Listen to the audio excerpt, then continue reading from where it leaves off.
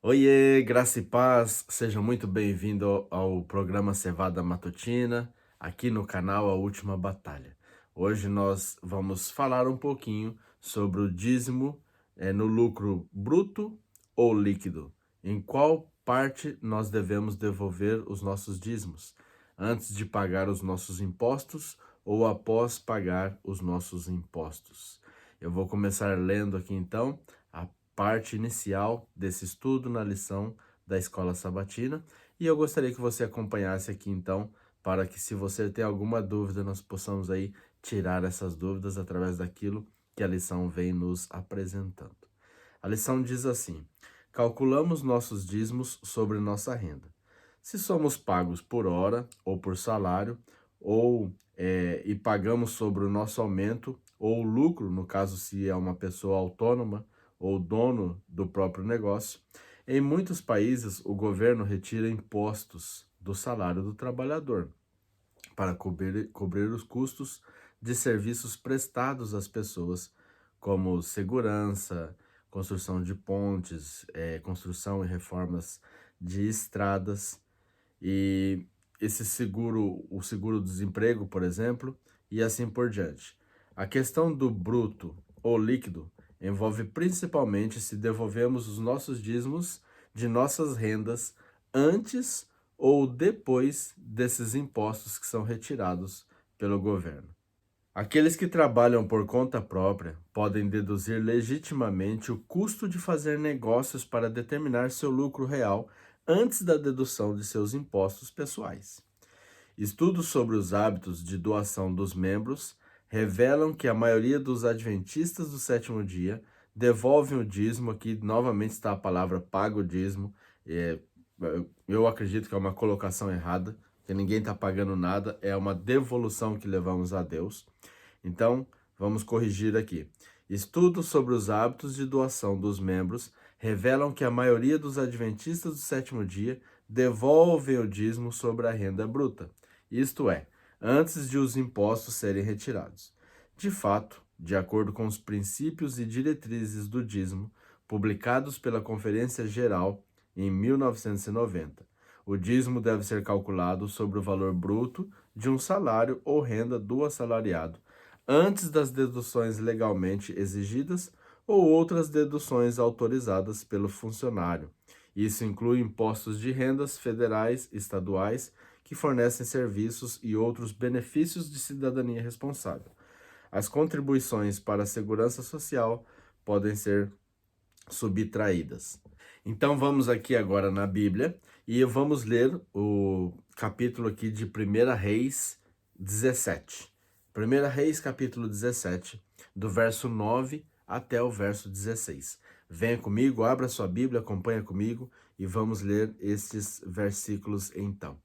E diz assim: levanta-te e vai para Serepa, que é de Sidom, e habita ali. Eis que eu ordenarei ali a uma mulher viúva que te sustente. Então se levantou e foi a Serepta.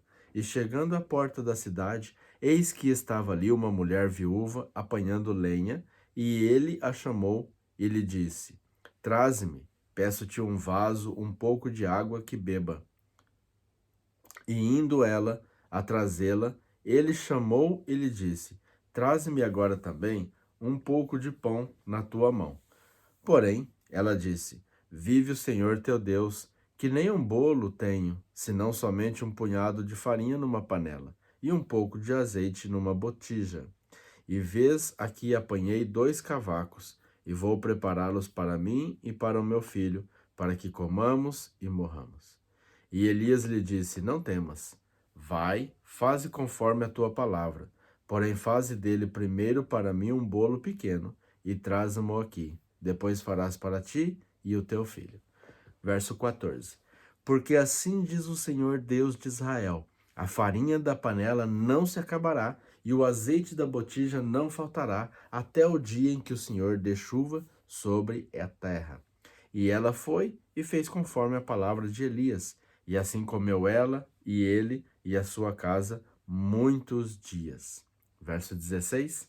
Da panela a farinha não se acabou, e da botija o azeite não faltou, conforme a palavra do Senhor que ele falara pelo ministério de Elias. Aqui então, Elias, quando ele vai visitar aquela viúva, ele agora chega e quando ele chega, ela começa a explicar a situação dela, porque ela sabe que ele é um homem de Deus e ela pensa o seguinte: ele é um homem de Deus, ele vai me ajudar.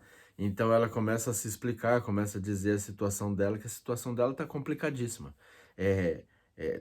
Tá em falta de coisas, eu não tenho mais condições, só tem eu e meu filho, e o que nós temos aqui agora acabou. Depois disso, não tem mais nada para comer. E o profeta fala assim: olha aqui, me traz um pouco de água, por favor.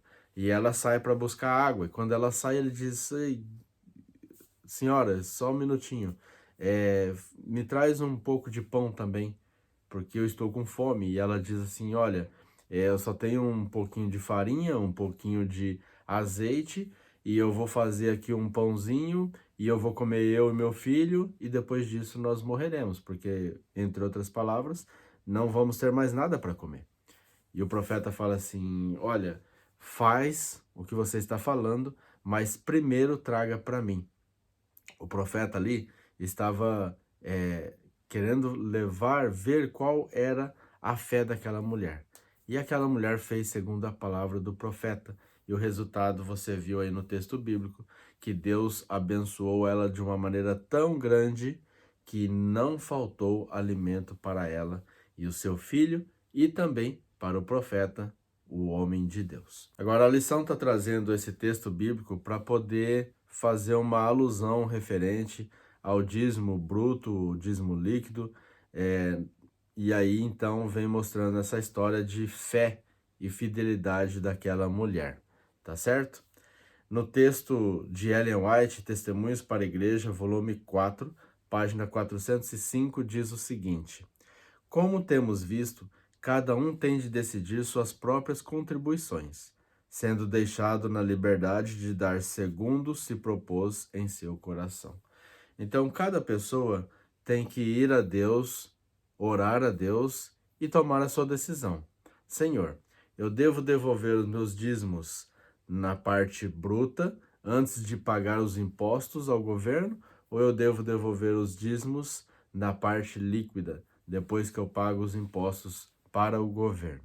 Então você deve tomar essa decisão no seu coração. O mais importante é obedecermos a Deus do que aos homens. Eu espero que você tenha aí gostado do estudo desse estudo, né, desta quarta-feira. E amanhã nós seguiremos aqui estudando e vamos falar aqui sobre um dízimo honesto e fiel, tá bem? E então, espero você amanhã no próximo vídeo também, e espero que você acompanhe conosco aqui. E se você não é inscrito, se inscreva no canal, venha conosco, participe conosco, e eu tenho certeza que você vai estar cada dia mais conhecendo um pouquinho mais. Infelizmente, não vamos aprofundar tanto no estudo, mas vamos estar passando aqui a lição da escola sabatina, trazendo aquilo que a cada semana a lição vem nos apresentando. Que Deus te abençoe, que Deus te guarde, que Deus te ilumine e que Deus te dê a paz. Em nome de Jesus. Amém.